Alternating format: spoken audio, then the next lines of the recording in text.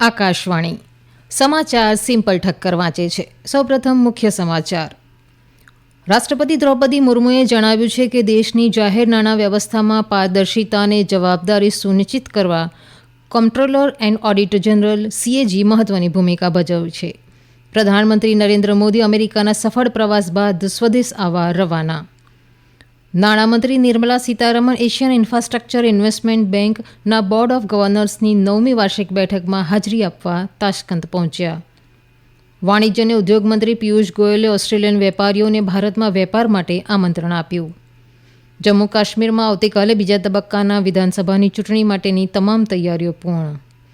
અને ટેનિસમાં ભારતીય જોડી યુકી બામ્બરી અને તેમના ફ્રેન્ચ ભાગીદાર ચેંગડુ ઓપનની ફાઇનલમાં પહોંચ્યા. સમાચાર વિગતવાર. રાષ્ટ્રપતિ દ્રૌપદી મુર્મુએ નવી દિલ્હીમાં Asian Organisation of Supreme Audit ઇન્સ્ટિટ્યૂશનની 16મી સભાનું ઉદઘાટન કર્યું હતું. પોતાના સંબોધનમાં સુશ્રી મુર્મુએ જણાવ્યું કે દેશની જાહેર નાણાં વ્યવસ્થામાં પારદર્શિતા અને જવાબદેહિતા સુનિશ્ચિત કરવામાં કમ્પ્ટ્રોલર એન્ડ ઓડિટર જનરલ સીએજી મહત્વની ભૂમિકા ભજવે છે.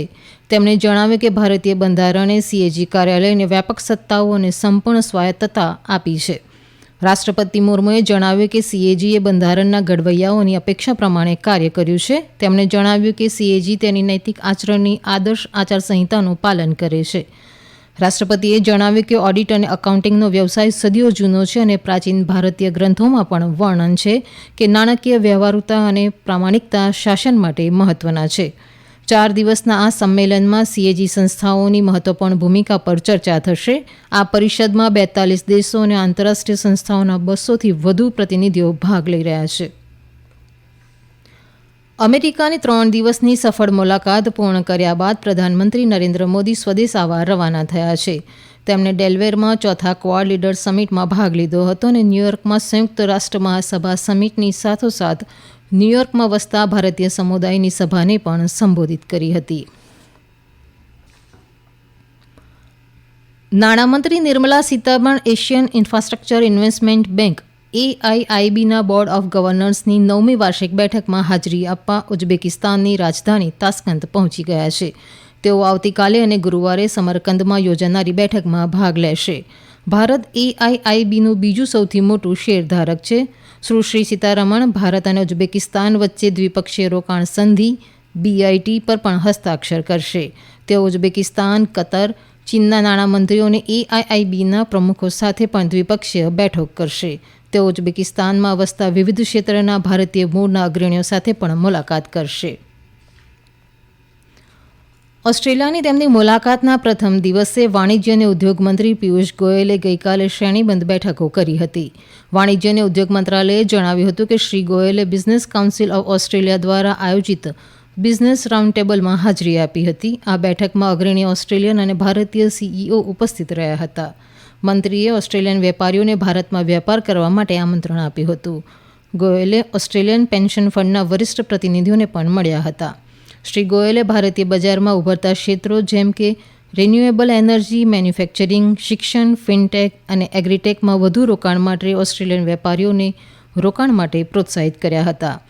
મંત્રીશ્રીએ સિડની ક્રિકેટ ગ્રાઉન્ડ ખાતે ભારતીય સમુદાયના પ્રતિનિધિઓ સાથે પણ વાતચીત કરી હતી. તેમણે ઓસ્ટ્રેલિયા ભારત સંબંધોમાં પણ તેમના યોગદાનની પ્રશંસા કરી હતી. કેન્દ્રીય કૃષિ અને ખેડૂત કલ્યાણ મંત્રી શિવરાજસિંહ ચૌહાણે આજે નવી દિલ્હીમાં ખેડૂત અને ખેડૂત સંગઠનો સાથે બેઠક કરી હતી. બેઠક બાદ મીડિયા સાથે વાત કરતા શ્રી ચૌહાણે કહ્યું કે તેઓએ લગભગ 50 ખેડૂત આગેવાનોને મળ્યા અને તેમની સમસ્યાઓ અને ચિંતાઓ સાંભળી. તેમણે કહ્યું કે કૃષિ એ ભારતીય અર્થવ્યવસ્થાની કરોડરજ્જુ છે અને ખેડૂત તેનો આત્મા છે. શ્રી ચૌહાણે કહ્યું કે ખેડૂત સંઘે પાકના દર અને પાક વીમાને લગતા અનેક સૂચનો આપ્યા છે. આ સમાચાર આપ આકાશવાણી પરથી સાંભળી રહ્યા છો. આ સમાચાર આપ અમારી YouTube channel AIR news Gujarat પર પણ સાંભળી શકશો. વધુ સમાચાર માટે આપ અમારા ટ્વિટર હેન્ડલ AIR_news_ABAD ને ફોલો કરી શકો છો. કેન્દ્રીય માહિતી અને પ્રસારણ અને રેલવે મંત્રી અશ્વિની વૈષ્ણવ આજે રાજસ્થાનના પ્રવાસે છે. તેઓ જયપુરમાં ભારતીય જનતા પાર્ટીના કાર્યાલયમાં પાર્ટી કાર્યકર્તાઓ સાથે વાતચીત કરશે. બાદમાં તેઓ પાર્ટીના રાજ્ય મહિલા મોરચા દ્વારા આયોજિત સદસ્યતા અભિયાનમાં ભાગ લેશે.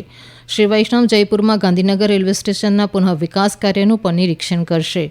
રેલવે મંત્રી સવાઈ માધોપુરથી સુમેરગંજ મંડી સુધી ટ્રેનમાં મુસાફરી કરશે અને રેલવે ટ્રેક પ્રોટેક્શન સિસ્ટમ કવચનું નિરીક્ષણ કરશે અને સુમેરગંજ મંડીથી દિલ્હી સુધી વિન્ડો ટ્રેલિંગ પણ કરશે. આવતીકાલે જમ્મુ કાશ્મીરમાં બીજા તબક્કાની વિધાનસભાની ચૂંટણી માટે તમામ વ્યવસ્થા કરવામાં આવી છે. 6 જિલ્લાની 26 વિધાનસભા બેઠકો પર આ તબક્કામાં મતદાન થશે. આ જિલ્લાઓમાં જમ્મુ ક્ષેત્રમાં રિયાસી, રાજૌરી અને પૂંછ અને કાશ્મીર ખીણમાં શ્રીનગર અને બડગામ છે. બીજા તબક્કામાં લગભગ 25,78,000 મતદારો 239 ઉમેદવારોના ભાવિનો નિર્ણય કરશે. ટોચના ઉમેદવારોમાં ભૂતપૂર્વ મુખ્યમંત્રી ઓમર અબ્દુલ્લા, પ્રદેશ કોંગ્રેસ સમિતિના વડા તારીક હમીદ કુરહા અને અપની પાર્ટીના પ્રમુખ અલ્તાફ બુખારીનો સમાવેશ થાય છે. 26 મત વિસ્તારોમાં કુલ 3,502 મતદાન મથકોને 100% વેબકાસ્ટિંગ સુવિધાથી સજ્જ કરવામાં આવ્યા છે. બીજા તબક્કાના મતદાન માટેનો પ્રચાર ગઈકાલે સાંજે સમાપ્ત થઈ ગયો હતો. કેન્દ્રશાસિત પ્રદેશમાં 3 તબક્કામાં વિધાનસભાની ચૂંટણી યોજાઈ રહી છે. મતગણતરી 8મી ઓક્ટોબરે થશે. 18 સપ્ટેમ્બરે વિધાનસભા ચૂંટણીના પ્રથમ તબક્કામાં 61%થી વધુ મતદાન નોંધાયું હતું, જ્યારે બાકીના 40 વિધાનસભા ક્ષેત્રોને આવરી લેતી ચૂંટણીના ત્રીજા તબક્કાનું મતદાન 1 ઓક્ટોબરે યોજાશે. ચૂંટણી પંચે આગામી ઝારખંડ વિધાનસભા ચૂંટણી મુક્ત અને ન્યાયી રીતે યોજવા સહકાર આપવા તમામ રાજકીય પક્ષોને અપીલ કરી છે. મુખ્ય ચૂંટણી કમિશનર રાજીવ કુમાર અને ચૂંટણી કમિશનર જ્ઞાનેશ કુમાર અને સુખબીરસિંહ સંધુએ કેન્દ્ર અને રાજ્ય સરકારની અમલીકરણ એજન્સીઓને મુક્ત અને ન્યાયી ચૂંટણી સુનિશ્ચિત કરવા નિર્દેશ આપ્યો છે. ચૂંટણી પંચે રાજ્યના મુખ્ય ચૂંટણી અધિકારી, રાજ્ય પોલીસ અને કેન્દ્રીય સશસ્ત્ર પોલીસ દળોના નોડેલ અધિકારીને પણ રાજ્યમાં વિધાનસભાની ચૂંટણીના સરળ અને શાંતિપૂર્ણ સંચાલન માટે નિર્દેશ આપ્યો છે.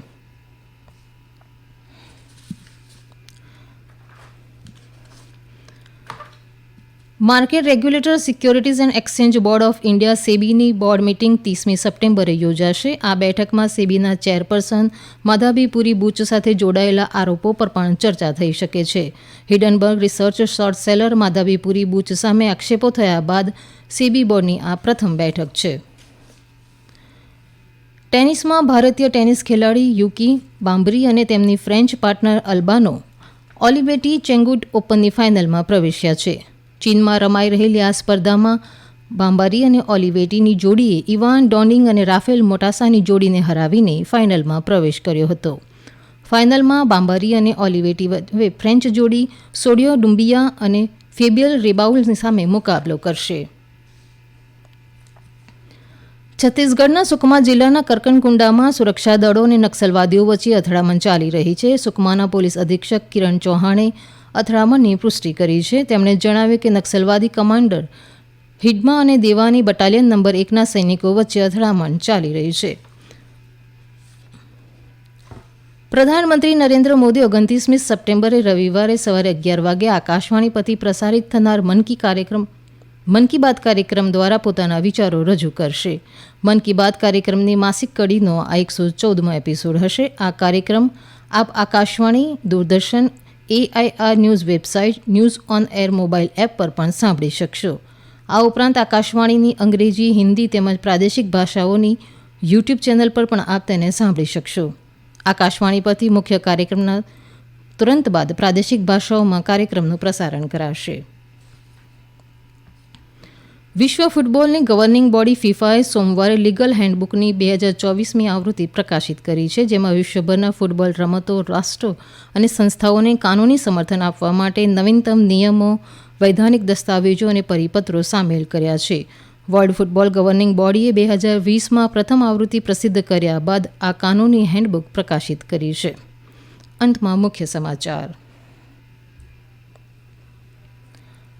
રાષ્ટ્રપતિ દ્રૌપદી મુર્મુએ જણાવ્યું છે કે દેશની જાહેર નાણાં વ્યવસ્થામાં પારદર્શિતા અને જવાબદારી સુનિશ્ચિત કરવા કોમ્પ્ટ્રોલર એન્ડ ઓડિટર જનરલ CAG મહત્વની ભૂમિકા ભજવે છે. પ્રધાનમંત્રી નરેન્દ્ર મોદી અમેરિકાના સફળ પ્રવાસ બાદ સ્વદેશ આવવા રવાના. નાણામંત્રી Nirmala Sitharaman Asian infrastructure investment બેંકના બોર્ડ ઓફ ગવર્નર્સની 9મી વાર્ષિક બેઠકમાં હાજરી આપવા તાશ્કંદ પહોંચ્યા. વાણિજ્ય અને ઉદ્યોગ મંત્રી પિયુષ ગોયલે ઓસ્ટ્રેલિયન વેપારીઓને ભારતમાં વેપાર માટે આમંત્રણ આપ્યું. જમ્મુ કાશ્મીરમાં આવતીકાલે બીજા તબક્કાની વિધાનસભાની ચૂંટણી માટેની તમામ તૈયારીઓ પૂર્ણ. અને ટેનિસમાં ભારતીય જોડી યુકી બામ્બરી અને તેમના ફ્રેન્ચ ભાગીદાર ચેંગડુ ઓપનની ફાઇનલમાં પહોંચ્યા. આકાશવાણી પરથી સમાચાર પૂરા થયા.